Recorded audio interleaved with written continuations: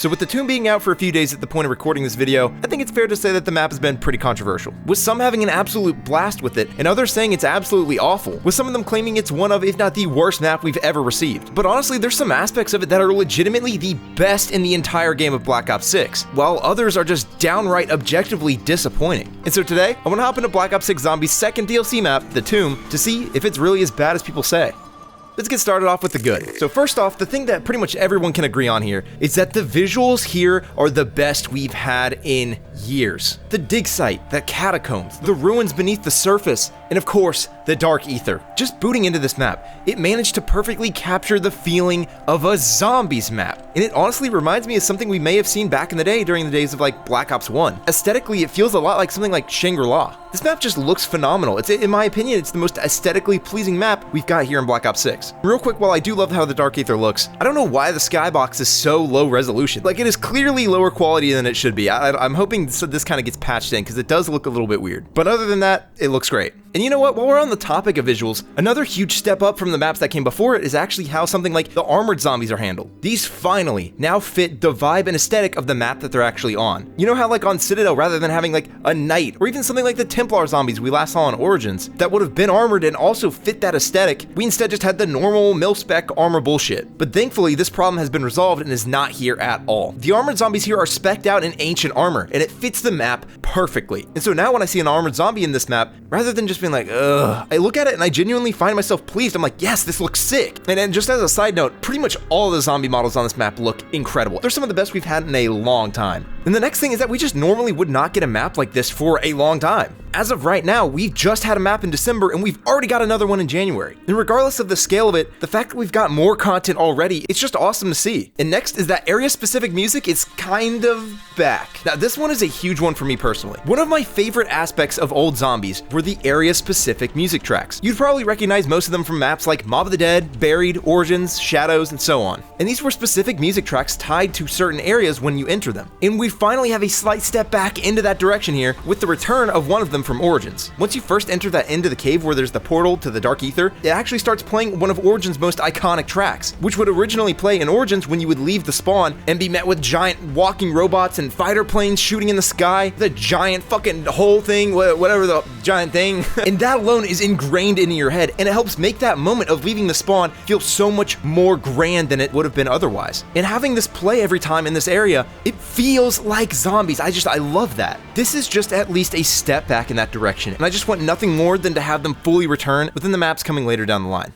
And another thing is, unlike Citadel, getting this map's OP wonder weapon is actually pretty difficult. One of my biggest problems with this game currently is the early round difficulty. It's mind-numbingly easy, and going down before round 10 or even round 20 is pretty much near impossible. And while I thought the wonder weapons on Citadel were sick, and yeah, they were fairly good, but they could be obtained so easily. Genuinely, you just kill one zombie for an unupgraded version, and then for the best one that you'll use for the rest of the game, you just kill 4 flies and then solve the world's quickest puzzle. You don't need to invest into it with salvage, you don't need to use points to pack-a-punch it, and it doesn't even take up a main weapon slot. It's like, and while it's fun, it just makes those early rounds even easier than they already are. But that is not the case here with the Tomb. In order to get the ice staff, you have to do 2 different puzzles that involve you moving around a crystal to a correct position, then shooting symbols in the right order to then do a multi-step lockdown in that area. And then crafting it isn't just holding X, you have to protect it from a giant horde of zombies. And in order to do that, you probably need to have good gear and you have to start upgrading your other guns. And then you finally get the unupgraded ice staff, which is dog shit. But the thing is that the upgraded version of this is literally the best wonder weapon in the entire game. And to get that, you have to line up crystals in a way where you can get 3 of them in a row in a super short period of time, then shooting 3 rocks in the dark ether to collect certain symbols, which you then have to use to correctly teleport in a portal. But if you don't pay attention and put in the wrong code, it might actually instantly kill you. But if you've done it correctly, you're then on to the final step where you have to follow it around the map and fill it up with zombie souls while there's bosses and zombies everywhere. And then you finally get your hands on the best wonder weapon in the entire game. This is phenomenal. It's risk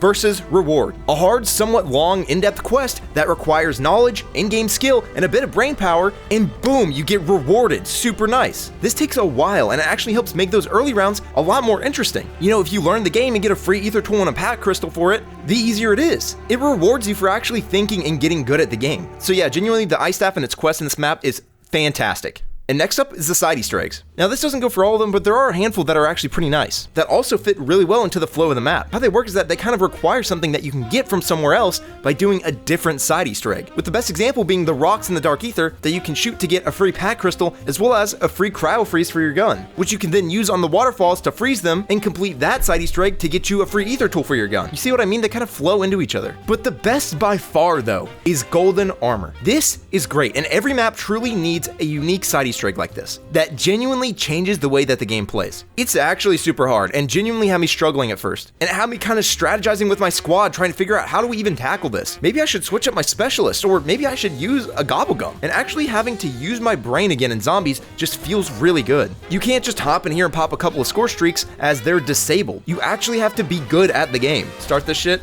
All right, here we go. Dude, this shit is scary. Ooh. Oh my God. Ooh. No. Oh my fucking God. Oh my God. Oh my God. Oh my God. Oh my God. Oh my fucking God. Shit. Why are there so many fuckers? Dude, just bail. Just bail. Just get out of the spawn room so we don't die. We got it. We're fine. This was a terrible idea. Bruh. And the last thing here is the boss fight. While the Easter egg itself we'll get to here in a minute, the actual boss fight gameplay-wise is really fun. It's a genuine challenge that requires you to cooperate with your team and kind of strategize. And it's hard enough to make it so that you might not even beat it on your first try, which is how Easter eggs should be. You're not entitled to beating an Easter egg your first try every single time. These are the ultimate challenge of each map, and they should require you to learn the ins and outs of the entire map, as well as just the little quirks and things you can take advantage of in the core gameplay. And so instead of just easily beating the boss the first try when it came out, we actually lost, and I couldn't wait to hop back in and give it another try. And so with the majority of what I like about the map covered, I think it's time we hop into the bad.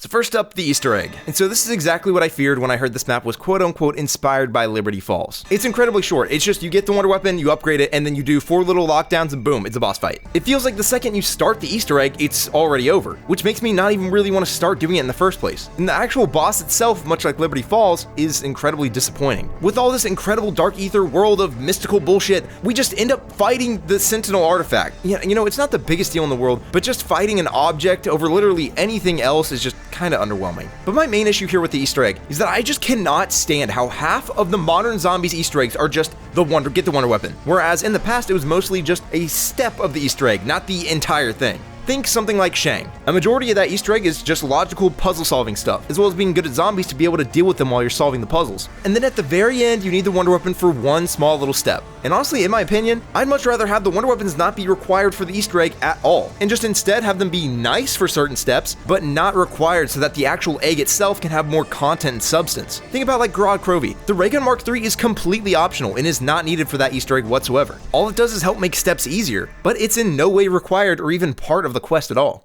And next is the unupgraded ice staff. And while I do kind of like that the unupgraded ice staff is bad so it doesn't make those low rounds super easy, when you're just playing casually and you pull it from the box, it's legit, it's just awful. But man, just like a little buff on this unupgraded would be nice. Because honestly, when I first got it from the box, I was pretty pissed. So speaking about being pissed off, that outro, so yeah, this really makes me start to worry that our crew of characters might genuinely be recast in the near future, as there was literally 0 new lines from any of them in this cutscene. And the only one who talked was Sam, who is someone who's already been recast. And overall, this cutscene literally didn't do anything to get me excited for the future. The next map is the mansion in Liberty Falls. Cool, got it. Honestly, this was just a massive letdown. And just that overall story on the tomb in general is pretty poor as well. And this next one is something I didn't expect. It's that the Dark Aether transitions we had from Liberty Falls are gone. One of the coolest advancements we had going from Cold War to Black Ops 6 was the seamless transition into the Dark Aether. Like on Liberty Falls, literally just walking through the wall into the Dark Aether and then boom, it's already there. No teleport animation. It was so cool, and I really assumed that that's how it was going to work for the rest of the game.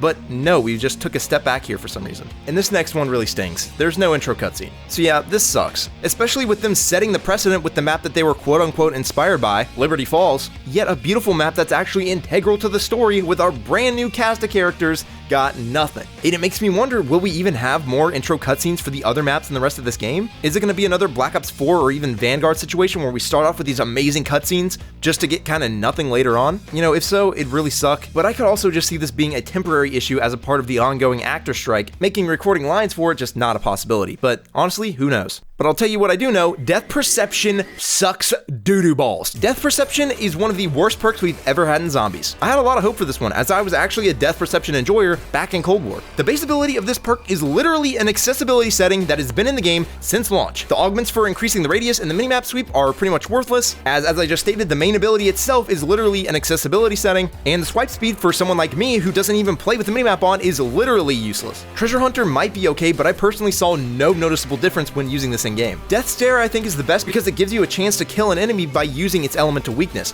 but there's a catch because it only happens when they're already low on health and about to die anyways. Critical Eye could have been awesome, where it's sometimes a body shot can actually count as a critical shot, but this is awful because the chance for it to happen is so extremely low. And the thing is, you could just as easily just shoot them in the head with dead shot that auto locks to the head. An extra change is by far the most annoying, as here on the tomb, it only gets you 1,700 max extra money, and the lowest possible price to buy Death Perception as your first perk is 2,500. We've got another perk in this game that cost money to make less money.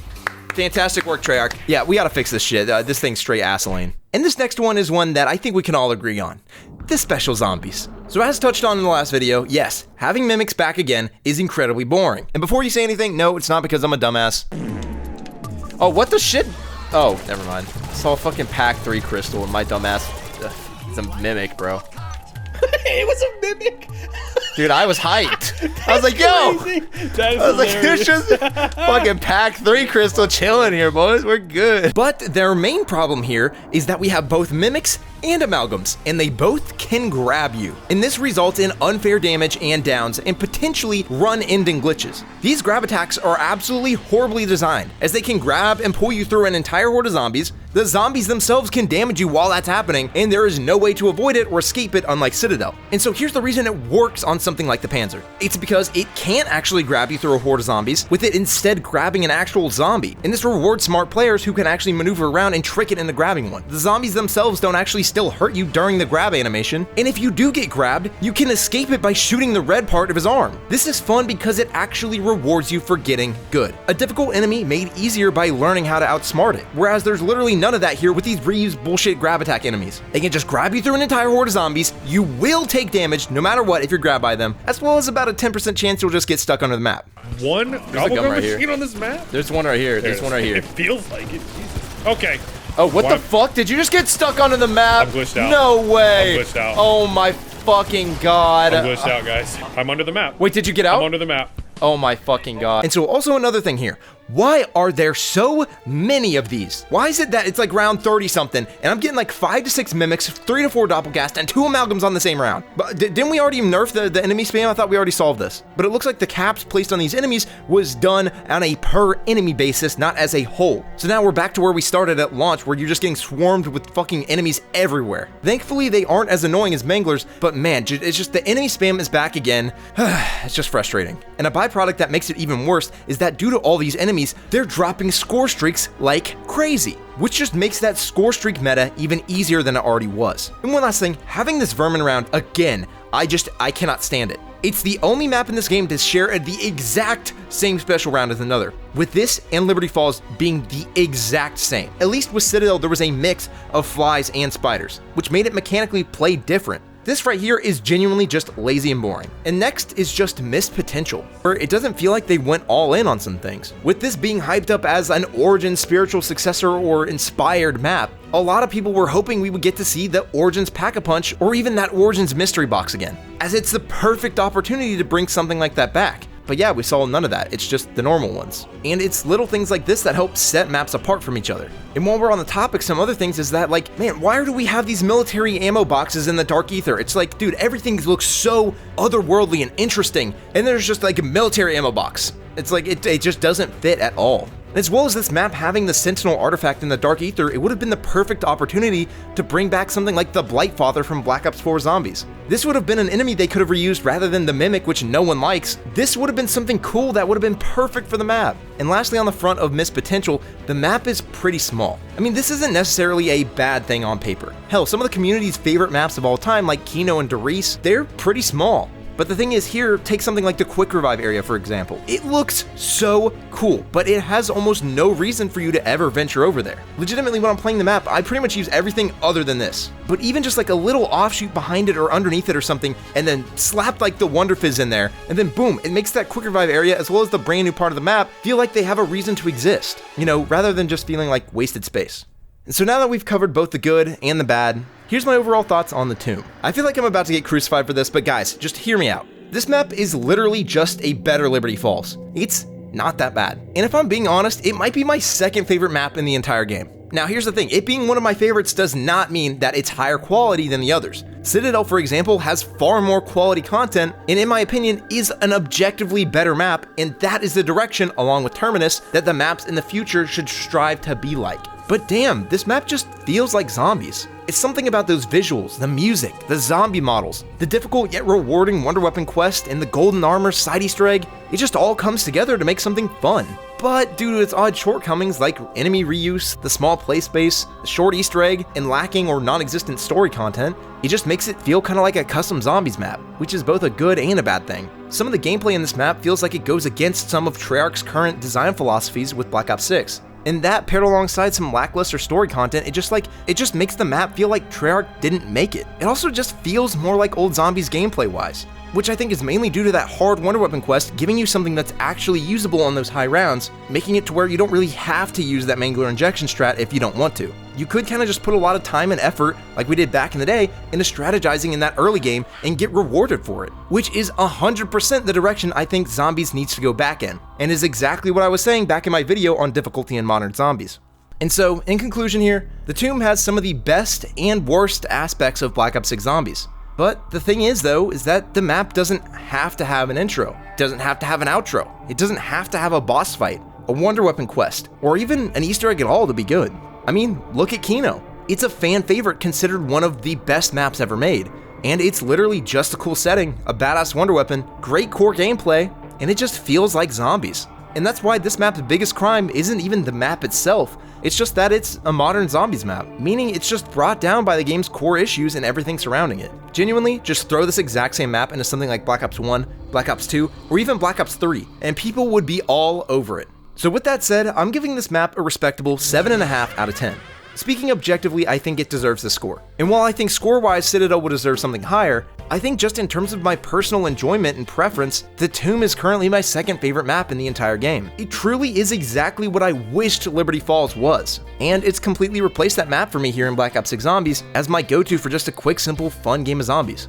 And so with that said, I'm curious, what are your thoughts on the Tomb? And do you agree or do you disagree with me? Let me know down in the comments. And so if you enjoyed this video, why not subscribe for more? Or you can check out the videos on screen now to see why I think the Black Ops 6 Zombies DLC feels a lot worse than it probably should. Or the other for my thoughts on modern Zombies difficulty. Alright, and that's about it for me.